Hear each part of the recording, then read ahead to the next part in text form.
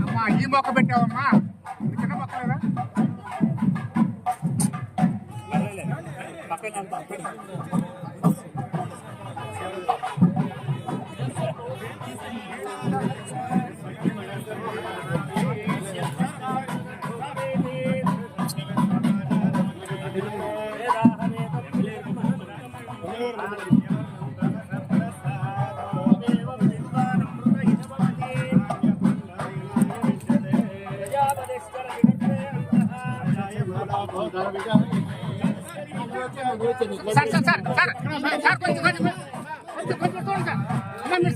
కొంచెం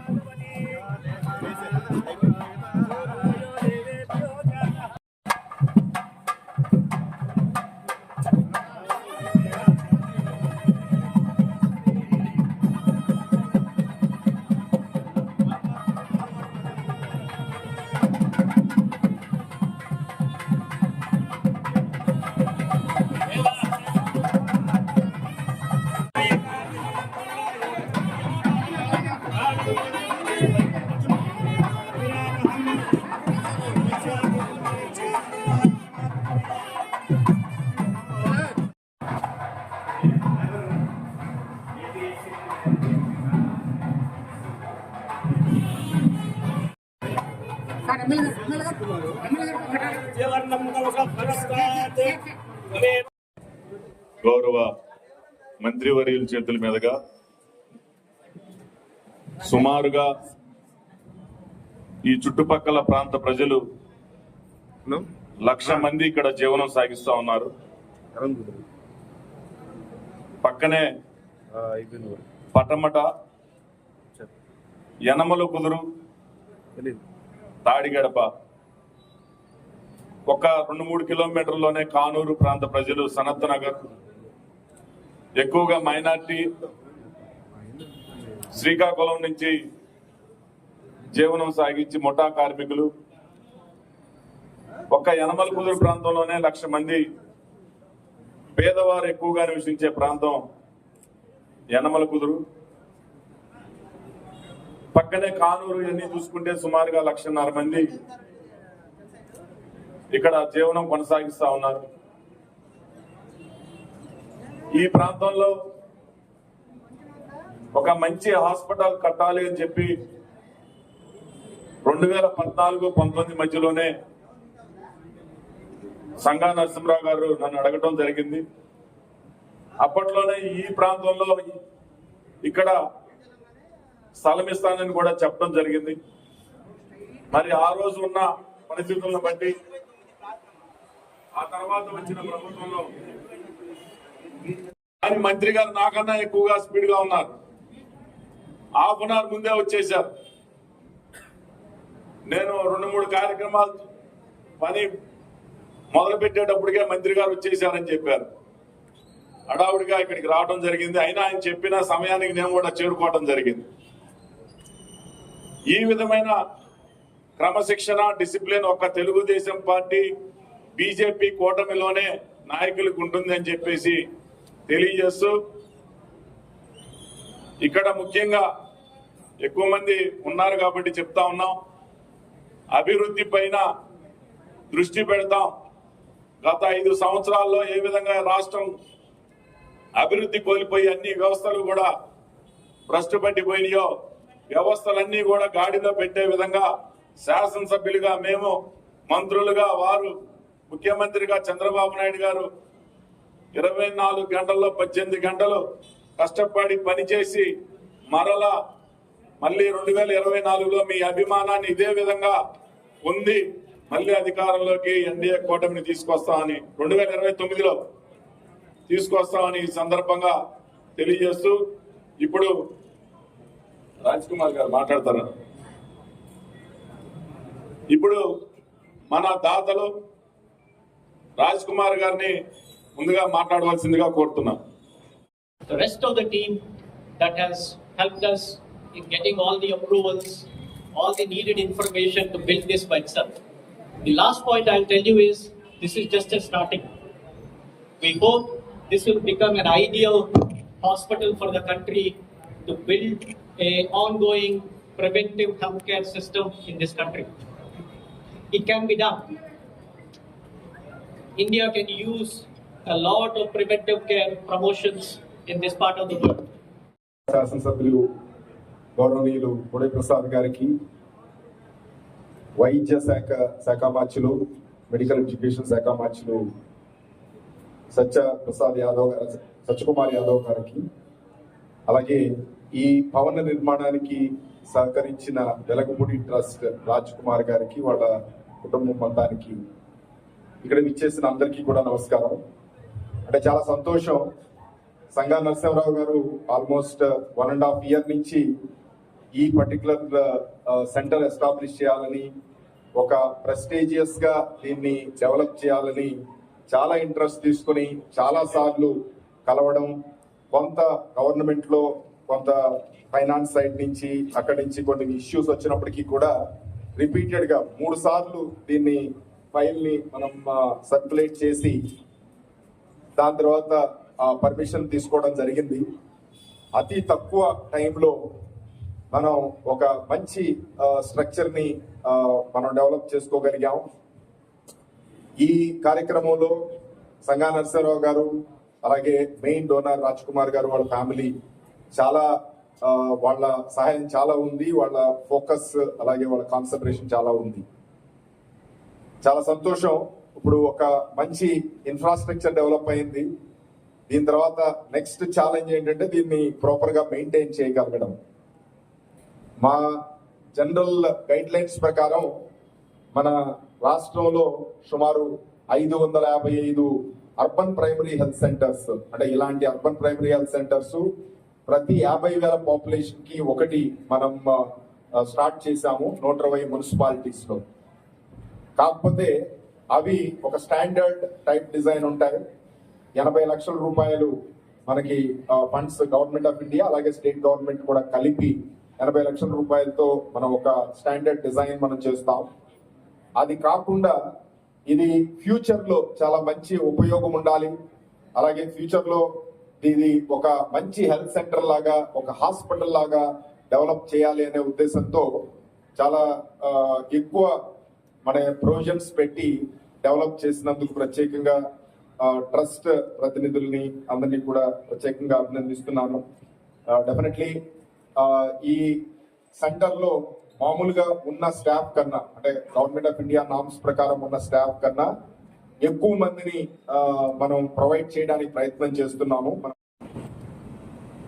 వైద్య శాఖ మంత్రిగా మరి ఈ రోజు ఇక్కడికి రావటం, ఇవన్నీ కూడా కష్టపడిన వాళ్ళకి విజయం ఏ విధంగా ఉంటుందనేది మరి అటు రాజ్ కుమార్ గారు కానీ, మంత్రి గారు కానీ, మేము కానీ, ఎమ్మెల్సీ గారు కానీ ఏ ఉదాహరణ అని చెప్పి సందర్భంగా తెలియజేస్తూ, ఇప్పుడు సభాధ్యక్షులు పెనందూరు శాసనసభ్యులు కోడే ప్రసాద్ గారు, శాసన మండలి సభ్యులు పెద్దల అశోక్ బాబు గారు,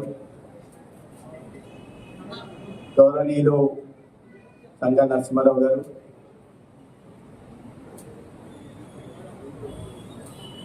ఆరోగ్య కుటుంబ సంక్షేమ వైద్య విద్యా శాఖ స్పెషల్ చీఫ్ సెక్రటరీ కృష్ణబాబు గారు, ఈ కార్యక్రమ కేంద్ర బిందువు వెలగపూడి ట్రస్ట్ వ్యవస్థాపకులు రాజ్ కుమార్ గారు, వారి తల్లి గారైన విజయలక్ష్మి గారు, ఇతర ఆరోగ్య మంత్రిత్వ శాఖ అధికారులకి, ముఖ్యంగా యనమలకుదురు గ్రామస్తులందరికీ నమస్కారం.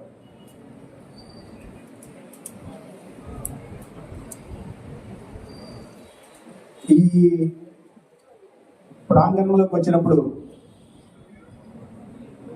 నాకు ఒక దేవాలయంలోకి వచ్చిన అనుభూతి కలిగి అడుగు పెట్టినప్పుడే. ఎందుకంటే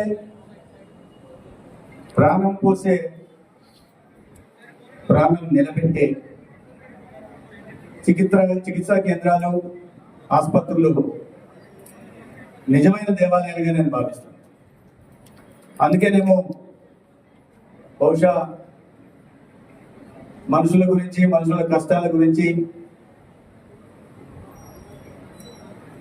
తెలిసిన వ్యక్తిగా ఇవాళ దేశ ప్రధాని నరేంద్ర మోడీ గారు ఆరోగ్య కేంద్రాలుగా ఉన్న ఈ ఆసుపత్రులని ఆరోగ్య మందిరాలుగా పేరు మార్చారు. అంటే ఆరోగ్య కేంద్రం కాదు, ఇది ఆరోగ్య మందిరం అన్నారు. అటువంటి ఒక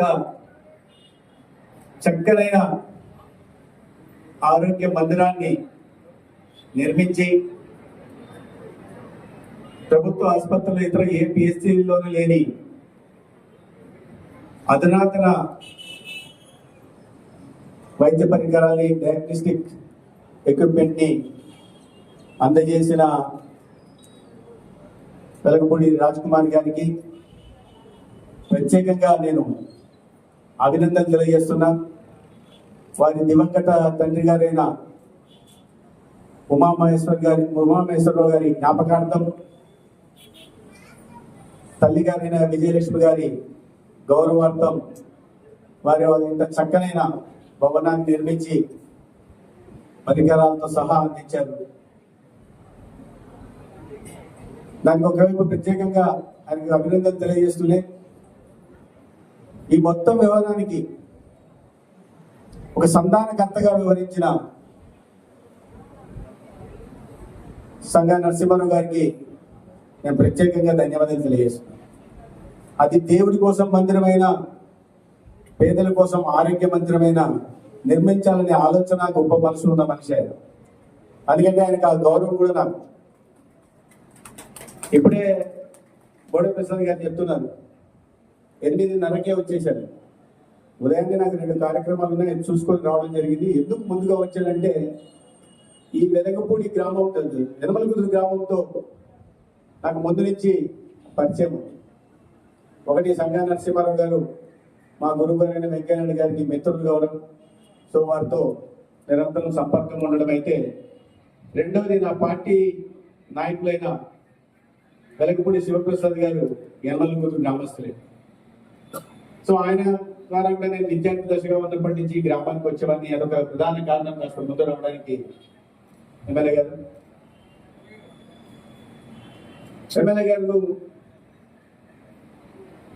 నాకు మంత్రిత్వ శాఖ వచ్చిన తర్వాత నాకు 2 సార్లు ఆయన ఫోన్ చేశారు. నార్మల్గా ప్రజాప్రతినిధులు ఫోన్ అంటే ట్రాన్స్ఫర్లో, పోస్టింగ్లో, ప్రమోషన్లో ఉంటాయి. కానీ ప్రసాద్ గారు 2 సార్లు చేసిన ఫోన్ ఏంటంటే, ఒకటి Yanamalakuduru urban primary health centre, అంటే ఇప్పుడు మనం ఆరోగ్య కేంద్రంగా పిలుస్తున్నాం, దాన్ని ప్రారంభోత్సవం చేయాలి. మళ్ళీ రెండోసారి చేసిన ఫోన్ ఏంటంటే, ఈడిపల్లిలో కూడా ఇంకో ఆరోగ్య కేంద్రం ఉంది, ఆరోగ్య మందిరం ఉంది, దానికి కూడా ప్రారంభోత్సవానికి రావాలి. ఈ 2 సార్లు వారు ఫోన్ చేశారు. దాన్ని బట్టి ఆయనకున్న సేవా తత్పరత ఏందో మనకు అర్థమవుతుంది. ఈ భవన నిర్మాణానికి ముందుకు వచ్చిన దాత రాజ్ కుమార్ గారు అయితే, సంధానకర్త నరసింహరావు గారు అయితే మొత్తంగా సహకరించి, ఎందుకంటే గవర్నమెంట్ సిస్టంలో చాలా పరిమితులు ఉంటాయి. ఒక ముందుకు పోవాలంటే ఒక 10 నిమిషాలు వెనక్కి లాగుతుంటాయి. అటువంటి నేపథ్యంలో అన్ని విధాలుగా సహకరించి ఇవాళ ఈ భవన నిర్మాణం, ఈ ఆరోగ్య కేంద్రం ఇక్కడ పూర్తి కావడానికి సహకరించిన మా ఆరోగ్య శాఖ స్పెషల్ చీఫ్ సెక్రటరీ కృష్ణబాబు గారికి కూడా నేను అభినందనలు తెలియజేస్తున్నాను. మామూలుగా సమర్థత కలిగిన నాయకులు తక్కువ ఉంటారు. సమర్థతతో పాటు సెన్సిటివిటీ కలిగిన నాయకులు, ప్రజా సమస్యల పట్ల స్పందించే మనస్తత్వం కలిగిన వారు చాలా అరుదుగా ఉంటారు. అయితే సమర్థత, స్పందించే గుణం కలిగిన అధికారి కృష్ణబాబు గారు. ఆ విషయం నేను చాలా కొన్ని సంవత్సరాలుగా చూస్తున్నాను. ఇవాళ నేను ఇప్పుడే అశోక్ బాబు గారు చెప్పారు, గతంలో చిన్నప్పటి చూస్తున్నాను స్కూళ్ళు కానీ ఆసుపత్రులు కానీ ఎవరో దాతలు ముందుకు చేసేవారు. ప్రధానంగా ఆనాటి ప్రజాప్రతినిధులు ముందుకొచ్చి వారికి ఉన్న దాంట్లో, ఎందుకంటే విద్యా వైద్యం అనేది ఎంత ప్రధానమైనవో మనందరికీ తెలుసు. దాదాపు ఒక సగటు వ్యక్తి తన ఆదాయంలో 60% పైగా తన జీవితంలో విద్య, తన ఆరోగ్యం కోసం, పిల్లల ఆరోగ్యం కోసం, పిల్లల విద్య కోసం ఖర్చు పెడతాడంటే ఎంత ప్రధానమైన అంశంలో ఈ రెండో విషయం మనకి అర్థం చేసుకోవాలి. ఆ నేపథ్యంలో తెలుసు కాబట్టి ప్రభుత్వానికి పరిమితులు ఉన్నాయి కాబట్టి, ఆర్థిక పరిమితులు ఉన్నాయి కాబట్టి గతంలో చాలా మంది దాతలు ముందుకు వచ్చి వాళ్ళ గ్రామాల్లో కానీ వారి మండలాల్లో కానీ స్థలాలు ఇచ్చేవాళ్ళు, భవనం నిర్మాణానికి కూడా సహకరించేవాళ్ళు. కాలక్రమేణా దాతృత్వ ధోరణి పోయి సామాజిక బాధ్యత తగ్గిపోయి ఎలా అయిపోయిందంటే కొత్తగా ఇచ్చేది ఏం లేదు కానీ ఉన్న వాటిని దోచుకున్నామనే ఒక అభిప్రాయం ప్రజల్లో కొంతమంది రాజకీయ నాయకులు చూస్తే. నేను మొన్న ఏదో జగ్గేపేటకి వెళ్తే రాజకీయ విమర్శలు చేయట్లా, జగ్గేపేటకి వెళ్తే వాళ్ళు అక్కడ వచ్చి నాకు ఒక అర్జీ ఇస్తున్నారు. ఏమంటే సార్ ఇది కాలేజ్ ఉంది, దాన్ని ఇక్కడ ప్రజాప్రతినిధులు దోచుకుంటున్నారు, కబ్జా చేసేసుకున్నారు, పేర్లు మార్చేసుకుని రిజిస్ట్రేషన్ కూడా చేస్తున్నారు. అది కాదయ్యా, నాకు తెలుసు కాబట్టి ఇంకా గౌరవం దాత ఇచ్చింది కదా, దాత ఇచ్చింది అంటే బాగా నడిచేదండి. తర్వాత దాన్ని ప్రభుత్వాలు మారిన తర్వాత అట్లా వచ్చి ఎట్లా చేసి దాన్ని ఎయిడెడ్ కాలేజ్ చేసి ఎయిడెడ్ నుంచి బయటకు తీసి మొత్తానికి సొంత ఆస్తిలాగా రిజిస్ట్రేషన్ చేసుకున్నారు. మీ సామాజిక బాధ్యత దగ్గరికి మిమ్మల్ని సేవ చేయండి ప్రజలకి అని చెప్పి ప్రజలు మిమ్మల్ని ఎందుకుంటే సేవ చేయాల్సిన పోయి ఎవరో దాతలు ప్రజా సేవార్థం కోసం ఇచ్చిన వాటిని కూడా దోచుకునే ఒక సరికొత్త సంప్రదాయం కూడా రాజకీయాలకు వచ్చింది. అది చాలా దురదృష్టకరం. అయితే అదే సమయంలో సామాజిక బాధ్యత, సామాజిక శుభ కలిగి తను జీవితంలో స్థిరపడిన తర్వాత, ఆర్థికంగా బలపడిన తర్వాత సొంత ఊరికి ఏదైనా చెయ్యాలనే తపన ఉన్న వాళ్ళు కూడా చాలా ఉంటుంది. వాళ్ళలో రాజ్ కుమార్ గారు చాలా చోట్ల చూస్తుంటాం. మనం ఇప్పుడు కూడా బయటకు వెళ్ళి విదేశాలకు వెళ్ళి ఆర్థికంగా స్థిరపడిన తర్వాత అరే మా ఊరికి వెళ్దాం, దాంట్లో కొంత స్వార్థం ఉండొచ్చు. అరే తల్లిదండ్రుల పేరుతోనూ లేదా తమ పేరు కోసము ఏదన్నా ఊరికి మంచి చేద్దామని తప్పేముంది. తల్లిదండ్రుల్ని గౌరవించుకోవడం తప్పుగా, తను చేసిన సేవ కార్యక్రమం ఏదైతే దాని గురించి 2 మాటలు ప్రజలు అనుకునేలాగా చేయడం కూడా తప్పు కాదు. కాబట్టి అటువంటి కార్యక్రమాలు వారు ఈ ఊరికే కాకుండా పుట్టిన ఊరికే కాకుండా అనేక ప్రాంతాల్లో కూడా కార్యక్రమాలు చేశారు. విద్య, వైద్యం, ఆకలి నిర్మూలన, ఈ మూడింటి ప్రాధాన్యత కలిగిన అంశాలను వాళ్ళు తీసుకొని ట్రస్ట్ ద్వారా చేస్తున్నారనే విషయం చెప్తున్నారు. చివరికి ఆఫ్రికా దేశాల్లో కూడా అత్యంత వెనుకబడిన ప్రాంతం, అటువంటి ప్రాంతంలో కూడా క్యాన్సర్ మీద కూడా ప్రత్యేకంగా పనిచేస్తున్నట్టు కూడా నేను ఇప్పుడు చూడడం జరిగింది. దాని గురించి రాజ్ కుమార్ గారిని అభినందన చేస్తున్నాను. అటువంటి వారిని ఆదర్శంగా స్ఫూర్తిగా తీసుకోవాలని కూడా ఈ సందర్భంగా కోరుతున్నాను. ఎందుకంటే ప్రజలు ముందుకు రావాల్సిన అవసరం, దాతలు ముందుకు రావాల్సి ఉంది. గత సంప్రదాయం మనకి ఏదైతే ఉండిందో వాటిని మళ్ళీ ప్రారంభించి మన ఊరికి, మన ప్రాంతానికి ఉపయోగపడేలాగా ప్రయత్నాలు చేయాలని నేను ఈ సందర్భంగా ఈ వేదికగా రాష్ట్రంలోని అందరినీ కూడా ఆర్థికంగా కాస్త నిలబడి వాళ్ళ కుటుంబాలు స్థిరపడి బాగున్నాం అనుకున్న వాళ్ళందరూ కూడా వైద్య శాఖ మా దగ్గర ఉందని కాకుండా విద్యా వైద్య రంగాల్లో కాస్త ముందుకు వచ్చి కాస్త ఉదారంగా